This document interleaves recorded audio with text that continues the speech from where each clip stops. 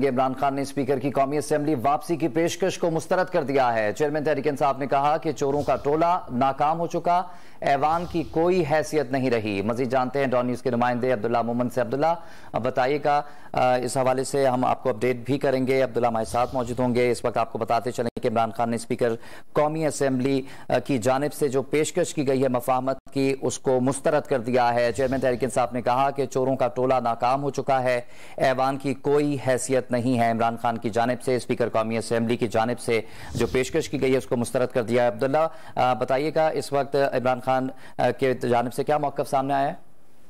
जी बिल्कुल, स्पीकर से तहरीक इंसाफ की वफद की जो आज मुलाकात हुई थी उस पर साबिक स्पीकर असद कैसर ने चेयरमैन तहरीक इंसाफ इमरान खान को मुलाकात के बारे में आगाह कर दिया। असद कैसर ने चेयरमैन तहरीक इंसाफ को मुलाकात का तफसीली अहवाल बताया।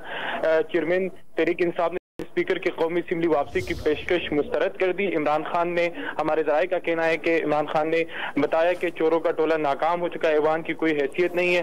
8 माह में मुल्क को नाकाबिल तलाफी नुकसान पहुंचाया गया। इमरान खान ने असद कैसर को बताया कि पीडीएम मुल्क को दिवालिया और अपने मकासद के उसूल के लिए आई हुई है, इसलिए करप्ट चोरों के टोले का मकसद मुल्क के असासों में इजाफा करना है और केसेस खत्म करना है।